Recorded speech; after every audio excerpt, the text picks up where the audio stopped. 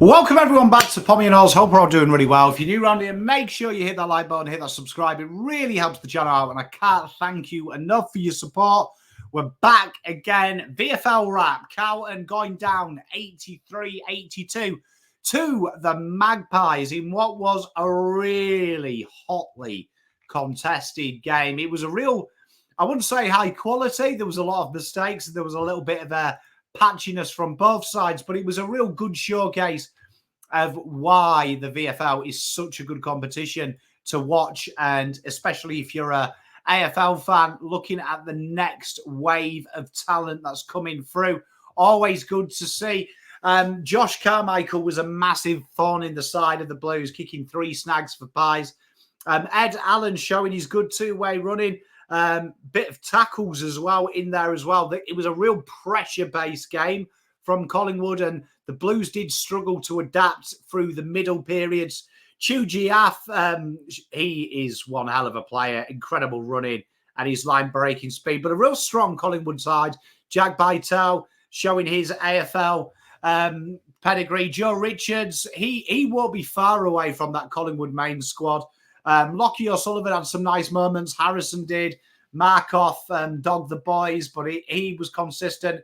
Ash Johnson, he was ineffective as always. Charlie Dean, though, he had a real strong return.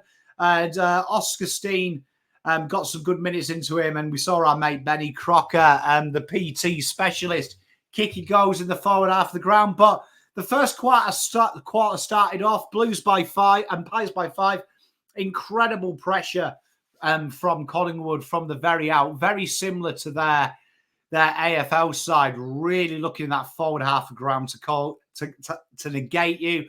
Some good little moments, though, from the Blues. Lockie Cowan was really good, negating the pressure here. Some good little bits of foot candy from him. Rob Monaghan was really working hard on his presentation as well, getting Carlton out of a few holes. And it was good to see Jackson Binns as well. I talked about he's very aggressive. He's working on his defensive craft. Made a lot of last-ditch tackles on that wing. It could have been nightmare material. And Hudson O'Keefe dominated in the ruck this game, particularly that first half, really gave Begg and Steen some problems along with Ned Long. But we didn't take our chances. We went in 5 down, but the second quarter, the Blues really did come out. It was a scrappy game, but Hudson O'Keefe gave Carlton some ascendancy. The outlet ball to Jackson Binns was insane.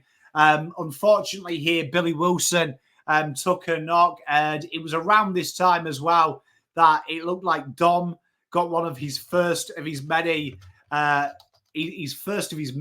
knocks, unfortunately. He would later go off in the third, but the Blues did get some ascendancy, really looking to slingshot off the back half of the ground. Should have been a few more goals here, really. It was the entries were a little bit woeful here. They really were woeful, and it took a moment of brilliance from Jackson Binns to slot home just in front of goal out the back. But this is an issue here that you can see that the hard work from Jackson Binns, working at half forward, Monaghan and working really hard, Ned Kyle and players like that, they were often forgotten about, and they just went straight for the long bomb in the centre. Harrison Lemmy here did really well down the back. I really enjoyed a couple of his intercept moments, saved a goal about 12 minutes into the second, and peeled off his man, got it and hit it straight up the guts. Some positives there.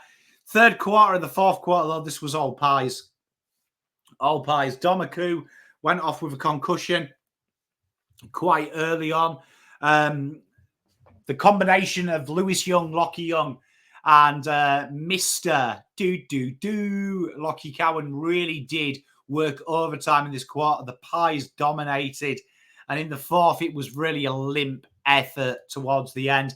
A very dubious 50 costing the game. But the Blues will look at this game and say that there was a 10-minute passage in the fourth that they should have really put the game away. They didn't, and it will haunt them. But let's look at individual performances. Lockie Cowan, he was brilliant. He was absolutely brilliant. Playing in kind of a hybrid role here of Nick Newman, Mitch McGovern, if you will. He was dominant from the very start. Incredible leads. His kicking has really improved. We know he's got a big bomb on him, but the kicks were amazing. Really hit up the corridor well, dominated his man. For me, would be close to best on ground for the Blues. Was sensational. Looks every bit the AFL footballer. He's going to get his opportunities based on these injuries. It was good to see him, though, really fight hard. I really enjoyed Mr. Cowan's game. He will be in and about. Binzi, consistent performer at this level. He's worked incredibly hard on his game defensively. Didn't present as much. Last week, he was really playing that Blake Acres role. This week, I'd say he was really, really focusing in on that Ollie Hollands role, working back and forth. Showed that offensive class. The good tackle numbers as well from him. He really was good in them clutches and them contests. Loves the give and go. He's a danger round stoppage. It's going to be really interesting to see. Is there a position at high half forward for the Blues? Is this a shift to make Matt Cottrell and him there? We saw Elijah get a lot more mid-time in the AFL.